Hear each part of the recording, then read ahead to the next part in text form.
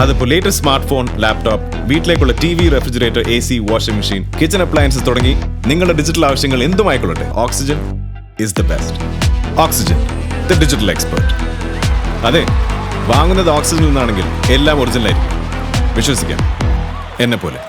Haaland എന്ന് പറയുന്ന Erling Haaland എന്ന് പറയുന്ന കളിക്കാരനെ പറ്റി അത്രയും നമ്മളിങ്ങനെ നിരീക്ഷിക്കുന്ന സാധനം ദിലീപ് നമ്മളും തമ്മിൽ ഇങ്ങനെ സംസാരിക്കുകയായിരുന്നല്ലോ. അപ്പം ചിലപ്പോൾ നമ്മുടെ ഇപ്പം വരുന്ന വേൾഡ് കപ്പ് റിവ്യൂവിൽ ആൾക്കാർക്ക് തോന്നുന്നുണ്ടാവില്ല. പക്ഷേ ഈ പ്രീമിയർ ലീഗൊക്കെ നടക്കുന്ന സമയത്ത് എപ്പോഴും ദിലീപ് പറയുന്നൊരു നോക്കണ്ട ഭാവിയിലേക്ക് വരുന്ന ഒരു വലിയ കളിക്കാരനാണ്. പക്ഷേ ഒരുപാട് കുഴപ്പങ്ങളുണ്ട്. കാരണം വെച്ചാൽ കളി സ്ട്രക്ചർ ചെയ്യാനോ ട്രാൻസിഷൻ ചെയ്യാനോ ഒന്നും കഴിവില്ല. പക്ഷെ എന്താണ്, ഗോളാക്കുന്നതിൽ ഏറ്റവും മിടുക്കനായിരിക്കുന്നു.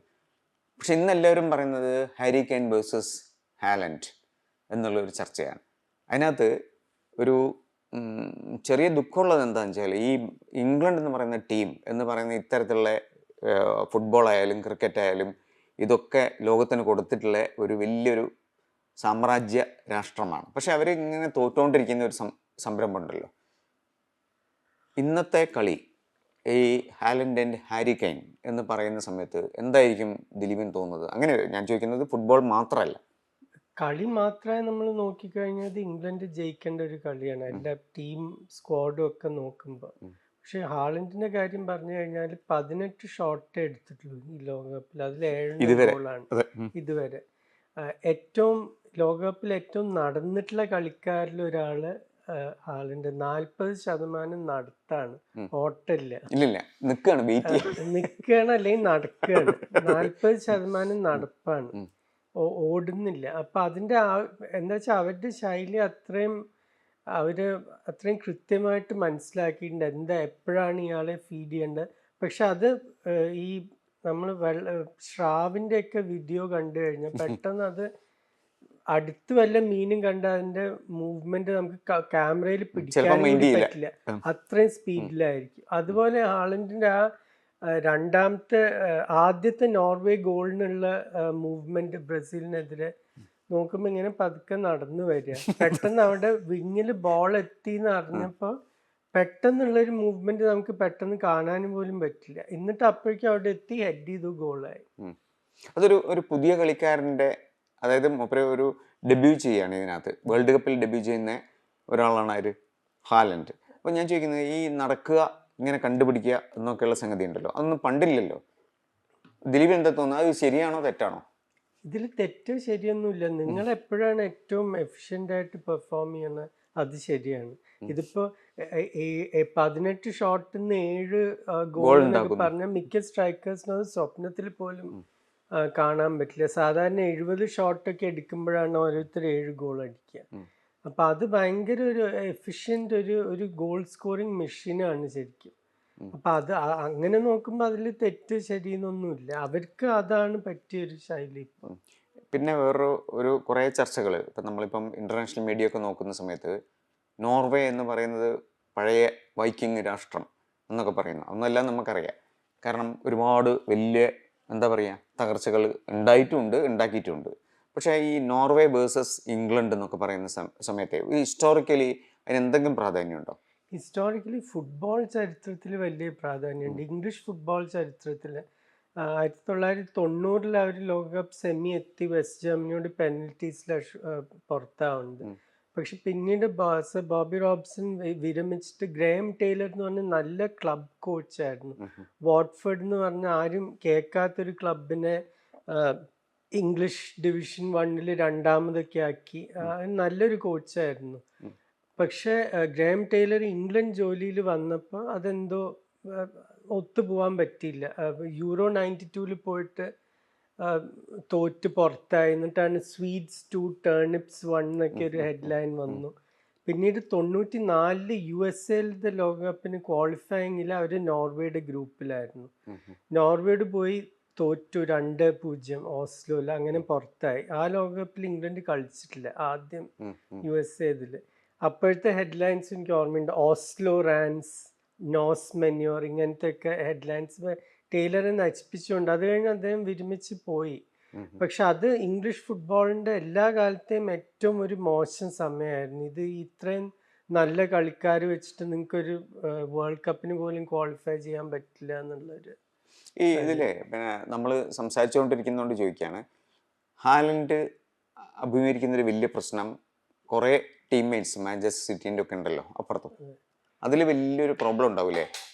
അതെങ്ങനെയാണ് അത് ബീറ്റ് ചെയ്യാൻ പറ്റുന്നല്ല. അതിലിപ്പോൾ നമ്മൾ രണ്ട് സുഹൃത്തുക്കൾ നാളെ ഇപ്പോൾ ഒരു ഫങ്ഷണൽ ഇതിനകത്ത് വരുന്ന സമയത്ത് പക്ഷേ ഈ പ്രൊഫഷണൽസിനെ അത് ഒരു രീതിയിലും ബാധിക്കുന്നില്ല. ഇപ്പോൾ അഷ്റഫ് ഹക്കീമിയും എംബാപ്പയും പരസ്പരം കളിച്ചു. അവര് നല്ലൊരു പോരാട്ടം തന്നെയായിരുന്നു. ഒരാൾ ലോകത്തെ ഏറ്റവും മികച്ച റൈറ്റ് ബാക്ക്, മറ്റേത് തടുക്കാൻ പറ്റാത്തൊരു ലെഫ്റ്റ് വിങ്ങർ ഫോർവേഡ്. അവര് ശരിക്കും ഫുൾ ഇൻറ്റൻസിറ്റിയോടുകൂടി കളിച്ചു. പക്ഷെ കളി കഴിഞ്ഞിട്ട് അവര് ചിരിയും തമാശയ്ക്ക് അതിൽ ഹക്കീമിയെ പറ്റി വളരെ പ്രതിഷേധമുണ്ട്. ഇപ്പം മൊറോക്കോയിൽ എന്തിനാ ഇയാൾ ചിരിക്കണം, എന്തിനായിരുന്നു ഇയാൾ പോയി കൈ കൊടുത്തതെന്നൊക്കെ പറഞ്ഞിട്ട്. അവര് പക്ഷെ എത്രയോ കാലം പരസ്പരം അറിയണ രണ്ട് വ്യക്തികളാണ്. കളി കഴിഞ്ഞ അവരാദ്യ സുഹൃത്തുക്കളായി, അത്രേ ഉള്ളൂ. ഈ ചാമ്പ്യൻസ് ലീഗ് ആണെന്ന് തോന്നുന്നു അവസാനം വലിയ ബ്രസീലിന്റെ മറ്റേ ടീംമേറ്റിനെ, അതെ, ഗാബ്രിയലിനെ കെട്ടിപ്പിടിക്കുന്നത് അത് ഭയങ്കരമായിട്ട് നമ്മൾ മനസ്സിലാക്കേണ്ട ഒരു സാധനമാണെന്ന് തോന്നുന്നു. ഇങ്ങനെ കളിയെ കളി ആ 90 മിനിറ്റ് ആരും സുഹൃത്തുക്കളല്ല. അത് കഴിഞ്ഞാൽ പിന്നെ ആദ്യം പണ്ടത്തെ പോലെ തന്നെ ആയി. ഇതിൽ ഒരു സംഗതി രൂപപ്പെട്ട് വരുന്നത് ഒരു ഓൾ യൂറോപ്യൻ ഫൈനൽ എന്നുള്ള രീതിയിൽ തോന്നാം നമുക്ക്. ഞാൻ അർജന്റീന കുറച്ച് കാണുകയല്ല, എന്നാലും അങ്ങനെയുള്ള ഒരു തോന്നൽ ദിലീപിനുണ്ടോ? സാധ്യതയുണ്ട്. ഇപ്പൊ ഈ കളി ജയിക്കുന്ന ടീം അർജന്റീനയ്ക്ക് നല്ല ടഫായിരിക്കും എനിക്ക് തോന്നുന്നുണ്ട്. ഇംഗ്ലണ്ട് ആയാലും നോർവേ ആയാലും, പ്രത്യേകിച്ച് ഈ കൗണ്ടറിൽ സ്പീഡിൽ കൗണ്ടർ ചെയ്യുമ്പോൾ അർജന്റീനയ്ക്ക് ബുദ്ധിമുട്ടുണ്ട്. നമ്മളിപ്പോൾ 2 കളിയിൽ അടുപ്പിച്ച് കണ്ടിട്ടുണ്ട്. ഇംഗ്ലണ്ടും നോർവേയും രണ്ടുപേരും അതിന് സെറ്റപ്പ് ചെയ്തിട്ടുള്ള ടീംസാണ്. അപ്പം അത് നല്ല സാധ്യതയുള്ളത്. മറ്റേ ഒരു സെമി ഏതായാലും ഇപ്പോൾ ഫ്രാൻസ് സ്പെയിനാണ്. ഈ ഇംഗ്ലണ്ടിൻ്റെ കാര്യം ശരിക്കും ദിലീപ് ഇംഗ്ലണ്ടിൽ കളി കണ്ട് കളീനെ പറ്റി എഴുതി ജനിച്ച് വളർന്ന ഒരാളാണ്. ഇംഗ്ലണ്ട് ശരിക്കും നമ്മൾ ഈ എല്ലാ സമയത്തും എക്സിറ്റ് ആവുന്ന സന്ദർഭമാണ് ശരിക്കും ഇന്നും നടക്കാൻ പോകുന്നത്. ഞാൻ ഇംഗ്ലണ്ട് പുറത്താവുന്നല്ല കേട്ടോ പറയുന്നത്. ദിലീപിന് അതിനെപ്പറ്റി എന്തെങ്കിലും സങ്കടമുണ്ടോ? ഇത് സങ്കടമൊന്നുമില്ല. ഇതിലിപ്പോൾ ഇംഗ്ലീഷ് ഫുട്ബോളിനെ സംബന്ധിച്ചിടത്തോളം അവർക്ക് അവരെ പറ്റി ഒരു അഭിപ്രായമുണ്ട്. പക്ഷെ അത് ശരിക്കുള്ള റിയാലിറ്റി വെച്ച് നോക്കിക്കഴിഞ്ഞാൽ അവർ സാധാരണ ഒരു സെമി എത്തേണ്ട ഒരു ടീമാണ്. ആ ജനസംഖ്യയും ടാലൻറ്റ് പൂളൊക്കെ വെച്ച് നോക്കുമ്പോൾ. അല്ലാതെ എല്ലാ തവണയും ഒരു കപ്പ് നേടേണ്ട ഒരു ടീമാണെന്ന് ഞാൻ പറയില്ല. ഇപ്പം ശരിക്കും അടുത്ത കാലത്ത് അവർ ഓവർ പെർഫോം ചെയ്യുക ചെയ്തിട്ടില്ല. 2 യൂറോ ഫൈനൽ അടുപ്പിച്ചെത്തിയിട്ടുണ്ട്. 18 വേൾഡ് കപ്പിൻ്റെ സെമി എത്തി. കഴിഞ്ഞ തവണ ക്വാർട്ടറിൽ ഫൈനലിസ്റ്റായ ഫ്രാൻസിനോടാണ് തോറ്റത്. അപ്പം അതൊരു എൻ്റെ അഭിപ്രായത്തിൽ ഇംഗ്ലീഷ് ഫുട്ബോളിനെ സംബന്ധിച്ചിടത്തോളം അതാണ് എക്സ്പെക്റ്റഡ് ഒരു പെർഫോമൻസ് ലെവൽ. ഇപ്പം വളരെ അപൂർവ ഒരു ടീം ആ സെമി ആ ലെവൽ കടന്ന് ജയിക്കാൻ പറ്റുള്ളൂ. ഇപ്പം ജർമ്മനിയുടെ ഒക്കെ കാര്യത്തിൽ തന്നെ നമ്മളിപ്പോൾ കണ്ടിട്ടുണ്ട്. പിന്നെ 14 ജയിച്ചതിന് ശേഷം അവർ ഒരു സെമി പോലും എത്തിയിട്ടില്ല. അല്ല, ഇതിൽ പിന്നെ ഇപ്പം നമ്മൾ ഹാലൻഡ്, കെയ്ൻ എന്നൊക്കെ പറയുന്നുണ്ടല്ലോ. അതിനേക്കാൾ ഉപരിയായിട്ട് ഇതിനകത്ത് ഫുട്ബോൾ എന്നുള്ള രീതിയിൽ ദിലീപ് നോക്കുമ്പോൾ ആര് ജയിക്കണം എന്നാ? ഫുട്ബോൾ എന്ന രീതിയിൽ നോക്കുമ്പോൾ എനിക്ക് ആരും ജയിക്കണം എന്ന് പ്രത്യേകിച്ച് ഒരു താല്പര്യമൊന്നുമില്ല. പക്ഷെ കളി സെറ്റപ്പ് ചെയ്യേണ്ടത് നോക്കിക്കഴിഞ്ഞാൽ എനിക്ക് തോന്നുന്നു ഇംഗ്ലണ്ടിന് കുറേം കൂടി കളി മാറ്റാൻ കഴിവുള്ള കളിക്കാരുണ്ട്. നോർവേക്ക് 2-3 കളിക്കാരുണ്ട്, മറ്റേ വശത്തൊരു 6-7 കളിക്കാരുണ്ട്. പക്ഷെ 2 ഭാഗത്തും ഡിഫൻസ് പ്രശ്നമാണ്. ഇപ്പം നോർവേ 9 ഗോള് വഴങ്ങിയിട്ടുണ്ട് 5 മാച്ചിൽ. അതിൽ ഞാൻ ആ ഫ്രാൻസിനെതിരെയുള്ള 4 ഗോള് ശരിക്കും സീരിയസ് ആയി കണക്കാക്കുന്നില്ല. എന്താ വെച്ചാൽ അവർ അത്രയും മാറ്റങ്ങൾ വരുത്തിയൊരു ടീമായിരുന്നു. പക്ഷെ മിക്ക ടീംസും അവരുടെ ഡിഫൻസിനെ അറ്റാക്ക് ചെയ്യാൻ പറ്റിയിട്ടുണ്ട്. ഇംഗ്ലണ്ടിനെയും അതേപോലെ അങ്ങനെ ഒരു ഡിഫെൻസീവ്ലി ഒരു സൗണ്ട് ഒരു ടീം എന്ന് പറയാൻ പറ്റില്ല. ഇപ്പോഴും നമ്മൾ പലപ്പോഴും ആ റൈറ്റ് ബാക്ക് പൊസിഷനിൽ പ്രത്യേകിച്ച് പല പ്രശ്നങ്ങളും കണ്ടിട്ടുണ്ട്. പിന്നെ ഇപ്പോൾ ട്രെയിനിങ്ങിൽ മാർക്ക് ഗേഹിക്ക് ഒരു ഹാംസ്ട്രിങ് ഇഞ്ചുറി ഉണ്ട്, പക്ഷെ കളിക്കുന്നൊക്കെ പറയുന്നുണ്ട്. ഡെക്ലൻ റൈസിന് എന്തോ ഒരു ഫ്ലൂ ഒക്കെ ആയിട്ട് ശരിക്കും ട്രെയിൻ ചെയ്യാൻ പറ്റിയിട്ടില്ല. അപ്പോൾ അവിടെയും അവരെങ്ങനെ ഏത് 11 കളിക്കാരെ കളിക്കുന്ന അനുസരിച്ചിരിക്കും. പക്ഷേ ഇംഗ്ലണ്ടിൻ്റെ കാര്യത്തിലുള്ള ഒരു വ്യത്യാസം എന്താണെന്ന് പറഞ്ഞാൽ അവർക്ക് ബെഞ്ചിൽ നിന്ന് കുറേയും കൂടി മികച്ച കളിക്കാരെ കൊണ്ടുവരാനുണ്ട്. അതായത് സബ്സ്റ്റിറ്റ്യൂട്ട്സിന്. അങ്ങനെ നോക്കുമ്പം അല്ല ഞാൻ പറഞ്ഞത്, ഇപ്പം നമ്മളിപ്പം നോർവേ ആണ് ഇപ്പം എല്ലാവരും പ്രതീക്ഷിക്കുന്നത്, ഇംഗ്ലണ്ടിനെ തോൽപ്പിക്കുക എന്നുള്ള ഒരു ആഗ്രഹം കേരളത്തിൽ എല്ലാവർക്കും അത് അണ്ടർഡോഗ് ഇതും കൂടിയാണ്. അതും കൂടിയുണ്ട്. അപ്പം അതിനകത്ത് ഇന്ന് നടക്കാൻ പോകുന്നതിൽ ഇനിയിപ്പം നമ്മൾ കൃത്യമായിട്ട് പ്രവചിക്കുകയാണെങ്കിൽ ദിലീപ് എത്ര ഗോളിന് എന്നുള്ള പറയാൻ പറ്റും? ഈ കളിയിൽ കുറച്ച് ഗോൾ ഉണ്ടാവും എന്ന് എനിക്ക് തോന്നുന്നത്. എന്ന് വെച്ചാൽ നേരത്തെ പറഞ്ഞ പോലെ രണ്ടുപേരുടെയും ഡിഫൻസിൽ പ്രശ്നങ്ങളുണ്ട്. എനിക്ക് തോന്നുന്നത് ഇത് ഇംഗ്ലണ്ട് 3-2 ജയിക്കാൻ സാധ്യതയുള്ള കളി. അത് ചിലപ്പോൾ എക്സ്ട്രാ ടൈമിലേക്ക് പോയി എന്ന് വരും, പക്ഷെ ജസ്റ്റ് ഇംഗ്ലണ്ട് ജയിക്കും തോന്നുന്നു. ശരിക്കും പറഞ്ഞു കഴിഞ്ഞാൽ ദിലീപ് ഇന്നലെ പ്രവചിച്ചാണ് സംഭവിച്ചത്. പക്ഷെ എനിക്ക് ഭയങ്കര സങ്കടമുണ്ട്. കാരണം കളി കാണുന്ന സമയത്ത് ഞാൻ വിചാരിച്ചത് ബെൽജിയം ജയിക്കണം എന്നാണ്. എന്തുകൊണ്ടെന്ന് ചോദിച്ചാൽ ഒരു ഉത്തരവില്ല ഇതിന്. കാരണം നമ്മളിങ്ങനെ ഒരു ടീമിൻ്റെ അല്ല, ദിലീപ് പറയുന്ന വളരെ സ്പെസിഫിക് ആയിട്ടുള്ള സയൻറ്റിഫിക് ആയിട്ടുള്ള ഒരു ഉത്തരമാണ്. ഇന്ന് രാവിലെ ഉണ്ണിയാറ് സംസാരിക്കുകയായിരുന്നു. നല്ല ഫുട്ബോൾ ഫോളോവറും ദിലീപിനെ ഫോളോ ചെയ്യുന്ന ആളുമാണ്. അപ്പം എന്നോട് പറഞ്ഞു ദിലീപിനോട് ചോദിക്കണം, ഈ ലക്ക് എന്നുള്ള സംഗതി അത് ഒരു ശാസ്ത്രീയമായ സംഭവമാണോ അതോ ഒരു നമ്മുടെ അന്ധവിശ്വാസത്തിൻ്റെ ഭാഗമാണോ, എനിക്ക് മനസ്സിലാവുന്നില്ല എന്ന് പറഞ്ഞു. അല്ല, അത് ഒരു ശാസ്ത്രീയമായ സംഭവം ആർക്കും പറയാൻ പറ്റില്ല. പക്ഷെ അത് ലക്ക് എങ്ങനെയെങ്കിലും അത് കുറച്ച് കഴിഞ്ഞാൽ അത് ബാലൻസ് ചെയ്ത് പോവും മിക്ക ടീംസിന്റെ കാര്യത്തിലും. ഇപ്പോൾ ബെൽജിയമിന്റെ കാര്യം എടുത്തു കഴിഞ്ഞാൽ അവർക്ക് സെനഗലിന്റെ അടുത്ത് വളരെ അധികം ലക്ക് ഉണ്ടായിരുന്നു. അത് കാരണമാണ് അവർ ഇതുവരെ എത്തിയത്. അല്ലെങ്കിൽ ആ 2-0 നിങ്ങൾ തോറ്റ് നിൽക്കണം, 86-ാം മിനിറ്റിൽ തോറ്റ് നിൽക്കണ ഒരു കളി നിങ്ങൾക്ക് ജയിക്കാൻ ഒരു സാധ്യത ഇല്ല ശരിക്കും. അതിന് അത്രയും ലക്ക് വേണം പിന്നീട് പോയി ജയിക്കാൻ. ആ കിട്ടിയ ലക്ക് മുഴുവൻ ഇന്നലെ ഇല്ലാതെയായി എന്ന് പറഞ്ഞാൽ ഞാൻ സ്പെയിൻ ജയിക്കാൻ അർഹിച്ചില്ല എന്നല്ല പറയുന്നത്. എങ്ങനെ നോക്കിക്കഴിഞ്ഞാൽ ഇപ്പൊ സ്പെയിനിന് 4 ഇരട്ടി ഷോട്ട് ഉണ്ടായിരുന്നു, 4 ഇരട്ടി ടച്ചസ് ഉണ്ടായിരുന്നു, മറ്റേ ബോക്സിൽ പൊസിഷൻ 2 ഇരട്ടി ഉണ്ടായിരുന്നു. ഇതൊക്കെ ഉണ്ട്, ഇതൊക്കെ ശരിയാണ്. പക്ഷെ എന്നാലും ബെൽജിയം കളി തുടങ്ങുന്നതിന് മുമ്പ് ഒണാന കഴിഞ്ഞ കളിയിൽ ACL ഇതായിട്ട് പരിക്കായിട്ട് പോയി. അവരുടെ ക്യാപ്റ്റനായ യൂറി ടീൽമെൻസ് വാമപ്പിൽ പരിക്കുമായിരുന്നു, അങ്ങനെ പുറത്താവുന്നു. 60-ാം മിനിറ്റിൽ ഇതുവരെ ഈ ലോകകപ്പിൽ അവരുടെ ഏറ്റവും മികച്ച കളിക്കാരനായിരുന്ന ലിയാൻഡ്രോ ട്രോസാർഡിനെ സബ്സ്റ്റിറ്റ്യൂട്ട് ചെയ്യേണ്ടി വരുന്നു.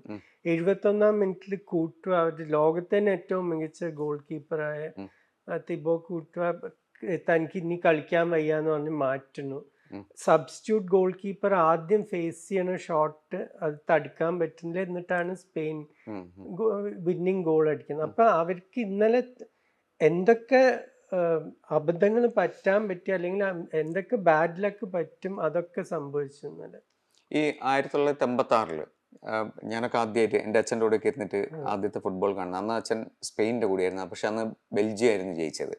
പക്ഷെ അതിൻ്റെ ഒരു നമ്മൾ ഇന്നലെ സംസാരിച്ചു, അതിൽ ബെൽജിയം സ്പെയിൻ റിവെഞ്ച് ചെയ്തു എന്നുള്ളൊരു തോന്നല്. കാരണം വെച്ചാൽ പിന്നെ ഹിസ്റ്റോറിക്കലായിട്ട് അതിൻ്റെ ബേർഡൻ ഒന്നുമില്ല. എന്നാൽ പോലും ഈ കളി ഇങ്ങനെ മികച്ച് വരുന്ന സമയത്ത് സ്പെയിൻ നാളെ മുന്നോട്ട് പോകുന്നത് നമുക്കിഷ്ടമാണ്. പക്ഷെ എന്നാൽ പോലും ആ ഒരു ഈ ഗോൾഡൻ ജനറേഷൻ അത് ഉണ്ടാക്കി കൊണ്ടുവരുന്നു. എപ്പോഴും ദിലീപ് പറയുന്നതാണ്, ഒരു കൺവെയർ ബെൽറ്റ് കൂടി വലിയ പ്ലേയേഴ്സ് വരുന്ന ടീമാണ് ബെൽജിയം. ബെൽജിയം എങ്ങനെയായിരിക്കും ഇന്നലെ? സ്പെയിൻ അത്രയ്ക്ക് ഫിറ്റായിട്ടില്ലായിരുന്നു. എങ്ങനെയാണ് തോറ്റുപോയത്? എങ്ങനെയാണ് തോറ്റുപോയതെന്ന് പറഞ്ഞാൽ ചാൻസസ് കിട്ടിയിട്ടില്ല. ഞാൻ ഇന്നലെ പറഞ്ഞിട്ടുണ്ടായിരുന്നു, ബോള് കിട്ടണം നമുക്ക്. മറ്റേ ടീമിനെതിരെ എന്തെങ്കിലും ചെയ്യാൻ പറ്റണമെങ്കിൽ ബോള് വേണം.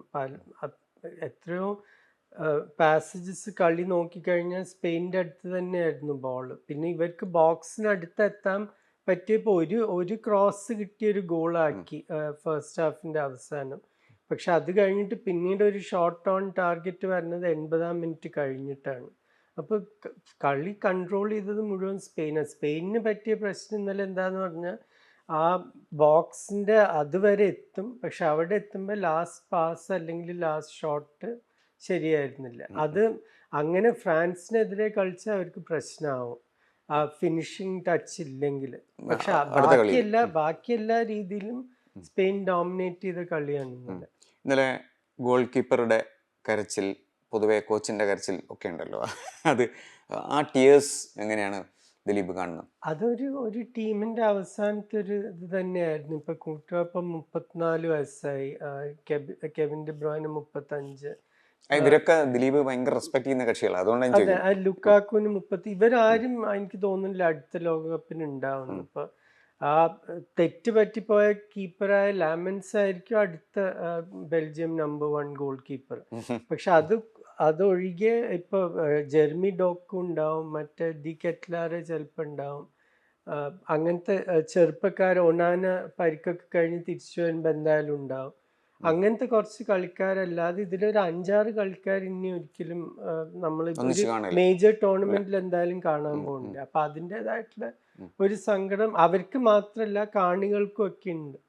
ഇത് ഇത്രയും മികച്ച കളിക്കാർ ഇനി കാണില്ല എന്നുള്ളത്. അതുപോലെ സ്പെയിനിനെ പറ്റി നമ്മൾ പറയുമ്പോൾ നേരത്തെ സംസാരിച്ചു, ഇങ്ങനെ കളിച്ചാൽ ഫ്രാൻസിനോടോ ഒക്കെ കളിക്കുമ്പം ഉണ്ടാവില്ല എന്നുള്ളത്, ജയിക്കാൻ പറ്റില്ല എന്നുള്ളത്. പക്ഷെ ഞാൻ ചോദിക്കുന്നത്, ഇപ്പോൾ ഒരു ഫസ്റ്റ് ക്ലീൻ ഷീറ്റ് ലോസ് ആണ് എത്രയോ കളികളായിട്ട്. ദിലീപ് ഇന്നലെ പറഞ്ഞു ഇത്രയും കളികൾ കളിച്ചു. അപ്പോൾ ഈ ഗോൾ കീപ്പറുടെ ഒരു ഇത് വെച്ച് അസസ് ചെയ്യുകയാണെങ്കിൽ എന്തായിരിക്കും സ്ഥിതി? ഗോൾ കീപ്പറുടെ ഭാഗത്തുനിന്ന് പ്രശ്നമൊന്നുമില്ല. ബെൽജിയം അടിച്ച ഗോള് ആർക്കും തടയാൻ പറ്റുമൊന്നുമില്ല. നല്ല ഹെഡറായിരുന്നു, നല്ല ക്രോസും, ചാട്ടം കറക്റ്റായി ടൈം ചെയ്ത് ഹെഡ് ചെയ്യുകയും ചെയ്തു. പക്ഷെ പിന്നീടുള്ള അവരുടെ അറ്റാക്കിംഗ് കളിയിലായിരുന്നു പ്രശ്നം. ഇപ്പം യമാലായാലും ഡാനി ഓൾമോ ആയാലും പലപ്പോഴും നല്ല പൊസിഷൻസിലെത്തി, പക്ഷെ അവസാനത്തെ പാസ് പാളിപ്പോവുക, ഫിനിഷ് ചെയ്യാൻ പറ്റാതിരിക്കുക. അതിപ്പോൾ ഫ്രാൻസിൻ്റെ അടുത്തും അവർ മിക്കവാറും പൊസിഷൻ ഡോമിനേറ്റ് ചെയ്യും. പക്ഷെ ഫ്രാൻസിന് 3-4 ചാൻസ് മതി കളി തീർക്കാൻ. അപ്പം നിങ്ങൾ നിങ്ങളുടെ ചാൻസ് എടുത്തില്ലെങ്കിൽ അത് വലിയ പ്രശ്നമാവും.